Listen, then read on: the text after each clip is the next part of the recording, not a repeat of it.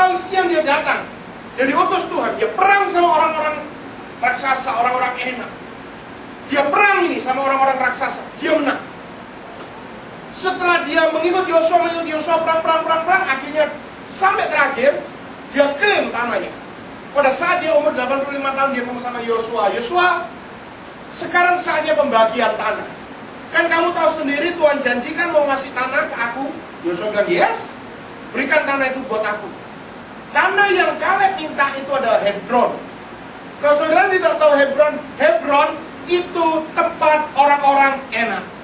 Di dalam Alkitab, Hebron itu namanya Kiryat Arba. Yang anak-anaknya dulu orang-orang raksasa, orang-orang enak yang diperangi sama Kaleb, sekarang ini bapak-bapaknya, ini yang menguasai Hebron. Gede-gede raksasa-raksasa. Dia minta sama Yosua, kasih aku Hebron. Biar aku akan pimpin keluargaku untuk masuk Hebron. Kakek 85 tahun, dia minta tanah yang banyak raksasanya. Karena tanah itu memang yang dijanjikan Tuhan kepada dia. Dan Tuhan tidak salah menjanjikan. Karena kalau orang lain yang dijanjiin, tidak akan pernah bisa masuk. Karena banyak raksasanya. Karena Tuhan bilang dalam ayat 24, aku tahu jiwanya Kaleb. Orang ini lain. Roh yang ada padanya, itu lain. Kalau hari ini Tuhan bilang sama saudara, roh yang ada padamu itu lain. Masa depanmu dahsyat. Kaleb. Nah, saudara baca dalam Alkitab.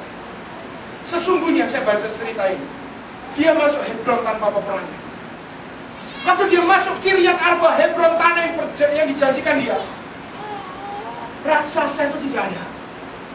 Pergi semua. Gak sempat diperangi. Sejak kapan raksasa takut sama kakek? Dia lihat Kaleb, takut raksasanya. Dia bilang sama Yosua, Kaleb, gak usah khawatir, aku Kaleb yang sama seperti 45 tahun yang lalu. Keluar masuk sama, membunuh raksasa sama, kekuatanku sama, tidak berguna. Saudara, saya nggak suruh saudara jadi orang terkuat hari ini secara otot, yes. Tapi bisakah kita bilang 10 tahun lalu aku ikut Tuhan, aku berani korban besar, dan hari ini aku masih orang yang sama seperti 10 tahun lalu. 5 tahun lalu aku cinta Tuhan dan lahir baru, dan 5 tahun kemudian aku masih orang yang sama, tetap cinta Tuhan. Bisakah kita ngomong seperti itu? Apakah kita sudah loyo? Kalau kita loyo, raksasanya nunggu. Siapa ini raksasa? Setan. Siapa ini mereka masalah nunggu? Kamu, bentar lagi nunggu, udah habis. Tapi kalau saudara kuat seperti Kaleb, rohnya beda. Saudara masuk, setan ya tidak akan mau main-main sama saudara.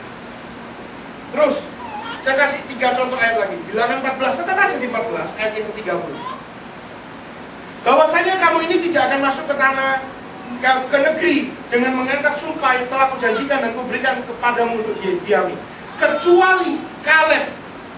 Kata apa? Kecuali. Pasal 26, bilangan pasal 26. Bilangan pasal 26. Saya akan bacakan satu ayat. Ayat yang ke-65. Bilangan 26. Sebab Tuhan telah berfirman tentang mereka, pastilah mereka mati di padang gurun. Dari mereka itu tidak ada seorang pun yang masih tinggal hidup selain kecuali daripada Kaleb. Pasal 32. Setidaknya saya dapat 6 contoh kata kecuali dan mengikut Tuhan dengan sepenuh hati. Pasal 32 ayat yang ke-12 saya akan bacakan. Kecuali Kaleb bin Yefune orang Kenas itu. Kata kecuali lagi.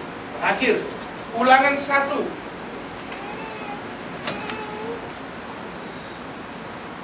Ulangan 1 ayat yang ke-36. Saya akan bacakan. Kecuali Kaleb bin Yefune, dialah yang akan melihat negeri itu, dan kepadanya dan kepada anak-anaknya akan kuberikan negeri yang diinjaknya itu, karena dengan sepenuh hati ia mengikut Tuhan.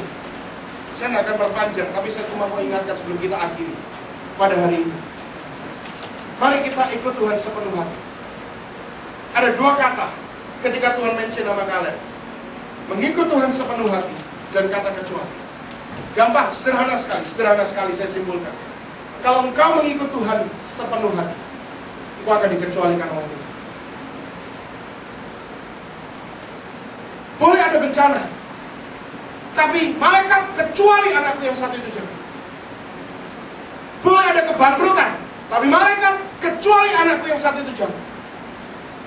Boleh ada kejatuhan, tapi kecuali anakku yang satu itu jangan. Saya kalau kau dikecualikan seperti itu, percaya saya, luar biasa dahsyatnya kalau kita ikut Tuhan dengan sepenuh hati. Mari kita bangkit berdiri. Haleluya. Pagi hari ini kita belajar dari Kaleb yang mengikut Tuhan sepenuh hati. Tidak kebanyakan seperti orang Israel kebanyakan, orang Kristen kebanyakan, ya kan? Di Philadelphia saya ke gereja, ada orang yang datang ke gereja tujuannya mau jualan bacang. Ada orang yang ke gereja mau tujuannya ngutang. Banyak yang ke gereja tujuannya sembako. Di Atlanta ada itu, ya. Di Indonesia lebih kompleks lagi. Orang ke gereja yang paling ngetren nomor satu cari berkat, ya kan? Entah berkat secara rohani, at least masih lebih rohani.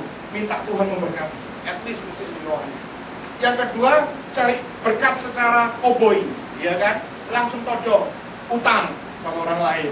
Karena di gereja tempat yang terbaik buat utang, ya. Yang kedua, tingkat dua, cari jodoh, ya. At least rohani cari jodoh di gereja daripada di China toh. Loh, kalau saudara dapat jodoh di gereja tidak apa-apa ya. Tapi jangan sampai saudara nggak pernah ke gereja, terus ke gereja gara-gara cari jodoh.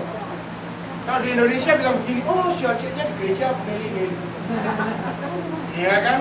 Ya meli-meli katanya, iya kan? Saudara, yang ketiga dan seterusnya banyak alasan lain.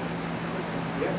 Hari ini kita tanya diri kita sendiri, kalau aku ibadah apa tujuannya? Kalau aku ikut Tuhan apa tujuannya?